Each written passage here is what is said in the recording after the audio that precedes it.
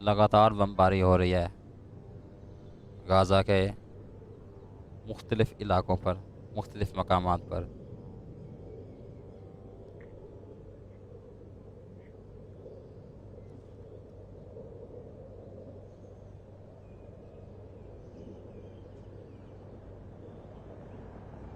एक और हुआ,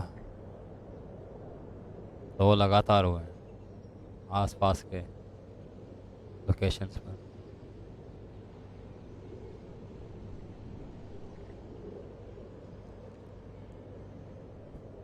एक और। ओए होए होए होए। कितनी शिद्दत के हमले हैं ये। इतने इतने बड़े क्लाउड्स बन रहे हैं स्मोक के।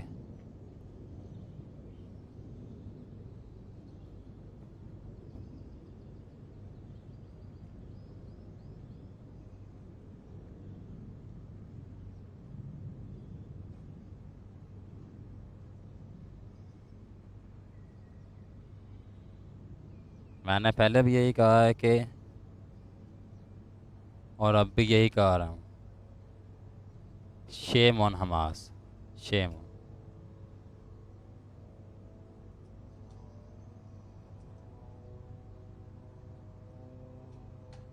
स्ट्रक्चर भी तबाह हो रहा है और इंसानियत भी मर रही है, सिर्फ अपनी शोबदाबाजी दिखाने की खातिर। हमास ने ये दो इतने बड़े नुकसान करवा दिए हैं और अभी तक हो रहे हैं मुसलसल।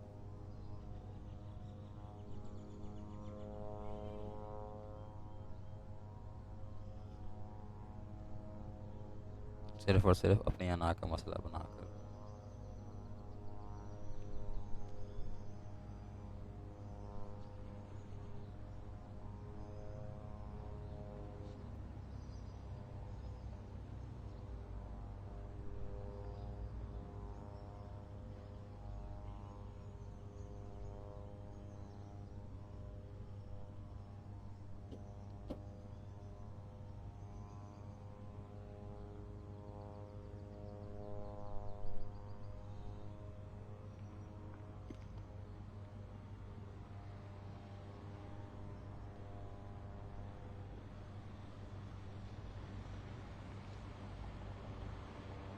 रोइटर्स की ये लाइव स्ट्रीमिंग है जिसको मैं कैप्चर कर रहा हूँ।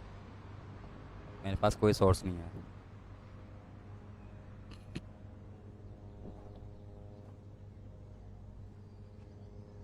और उसका कोई बंदा है कैमरा मैन जो इस वक्त जंगी इलाके में कैमरे से रिकॉर्डिंग कर रहा है और लाइव मामला दिखा रहा है इस वक्त।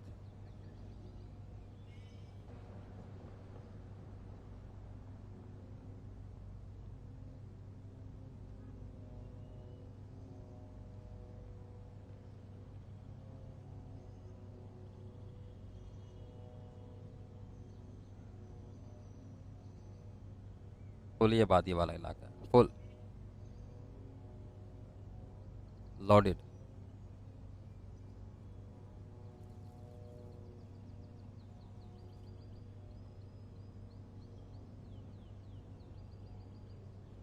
आज तीसरा दिन है और ज़्यादा शिद्दत आ गई है इसराइल के हमलों में।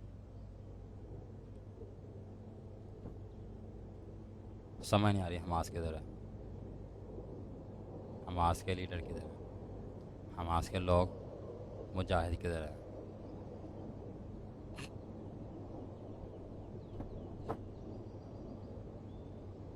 जिन्होंने इसराइलियों को खुला छोड़ दिया हुआ है गज़ा के मासूम लोगों पर, और मुसलसल आवाज़ें आ रही हैं रॉकेट्स की, मिसाइलों की।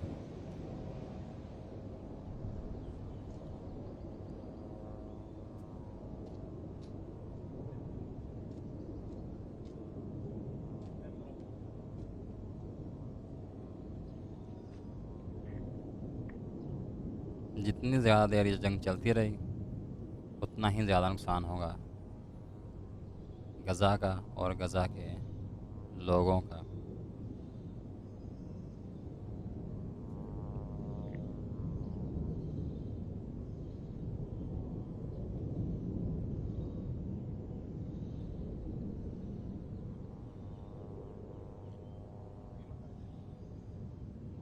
एक और हुआ बहुत बड़ा हमला। फिर से क्लाउड्स उभरते हुए नज़र आ रहे हैं। कितनी शिद्दत के हमले हो रहे हैं इस वक्त।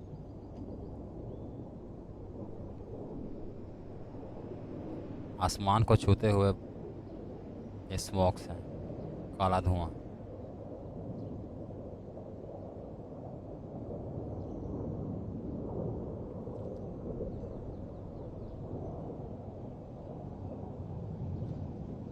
और लगता है नेतन्याहू पागल हो चुका है।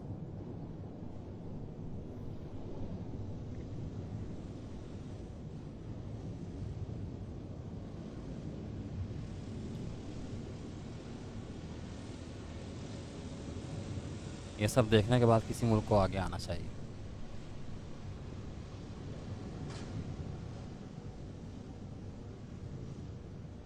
किसी स्ट्रांग मुस्लिम कंट्री को।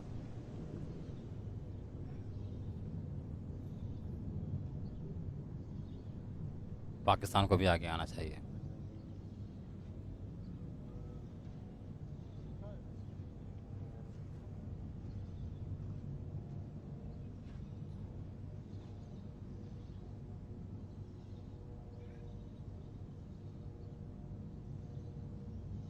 क्योंकि इस वक्त इंसानियत खतरे में है।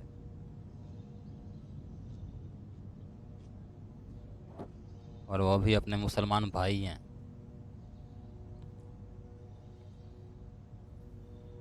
किसी कंट्री का भी अगर स्ट्रांग कोई बयान आया होता ना गज़ा के हक़ में, तो शायद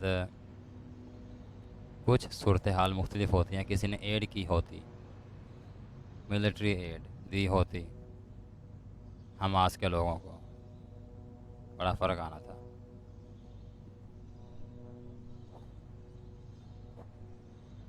समझ नहीं आती अमेरिका इसराइल को अपना शिप, जो कि एक बैटल शिप है, इतनी बड़ी शिप्स हैं, वो इसराइल को देने लगा है अपने डिफेंस के लिए। तो दूसरा कोई मुल्क क्यों नहीं दे रहा है इसे हमास को, गज़ा के लोगों को।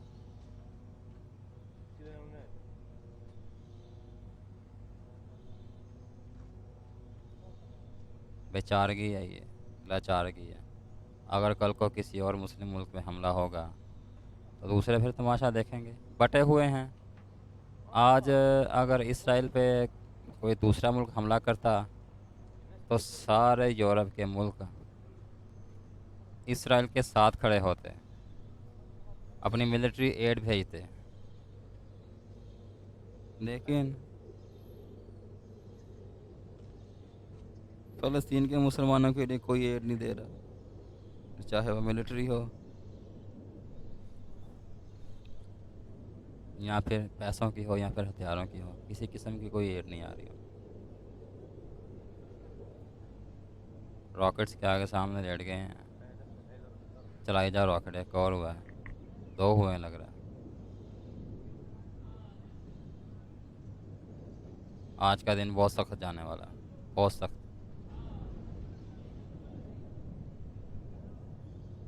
फ़लस्तीन के लोगों पर।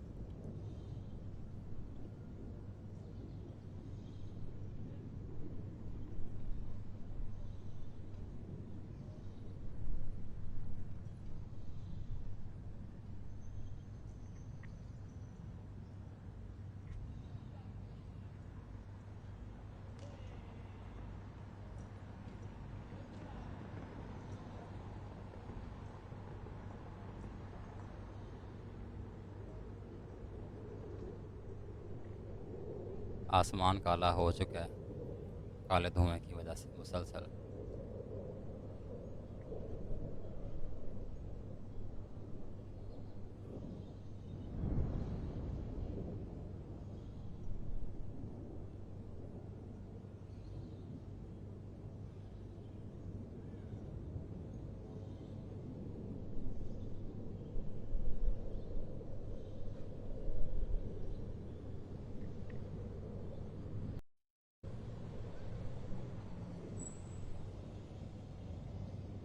और रॉकेट हमला हुआ है लगता है। स्ट्राइक, बमबारी, बहुत बमबारी हो रही है इस वक्त।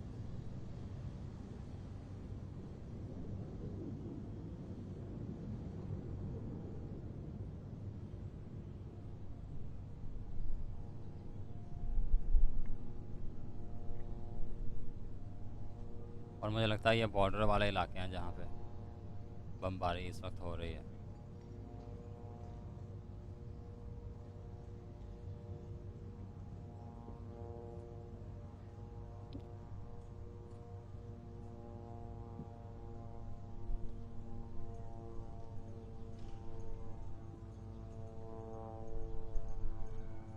बहुत ही मुश्किल हालात इस वक्त हुए हुए हैं गाज़ा के।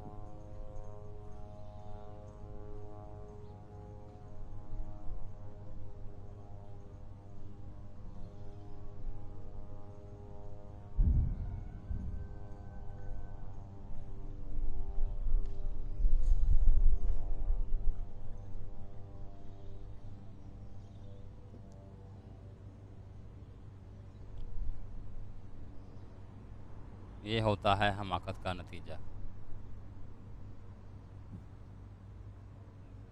मासूम लोगों की बेमकसद मौत। मकसद होना फिर भी पता चलता है कि ये जी इसराइल के इलाकों में घुस गए हैं, इन्होंने इसराइल के कई इलाकों पर कब्ज़ा कर लिया है और अब ये आगे मार्चिंग कर रहे हैं। और उसके बाद ये हाल हो तो फिर समझ आता है कुछ हासिल भी नहीं किया, सिर्फ एक अटैक जो किया है उनके इलाकों पर, इसके अलावा कुछ नहीं। फ़ायदा क्या हुआ इस बात का? इसका मुस्तकिल कोई फ़ायदा नहीं हुआ, बल्कि इसका मुस्तकिल बुनियादों पर नुकसान होगा, हो रहा है, नज़र आ रहा है अब।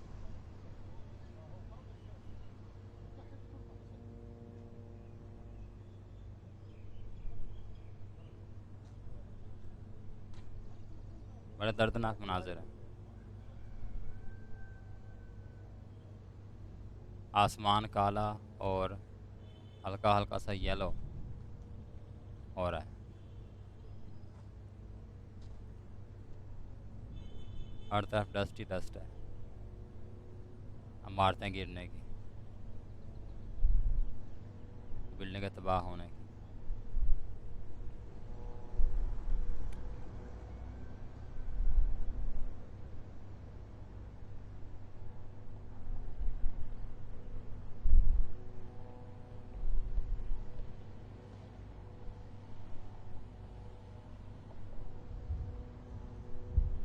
तो बेचारे इस इलाके को छोड़ के भी कहीं नहीं जा सकते, गज़ा वाले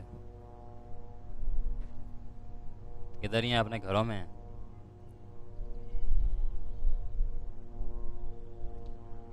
ग्राउंड फ्लोर पे ज़्यादा चांस है ये ग्राउंड फ्लोर पे हों, यहाँ बेसमेंट वगैरह बनाए हों। ये गाड़ी नज़र आई है और एक बंदा साथ जा रहा है, बड़ी देर के बाद किसी को देखा है गली में। अब ये गाड़ी लगता है उन इलाकों की तरफ जा रही है। एक और गाड़ी आई, एक और, 3 गाड़ियाँ। एक गाड़ी सीधी चली गई है और 2 आगे की तरफ जा रही हैं, लेफ़्ट की तरफ।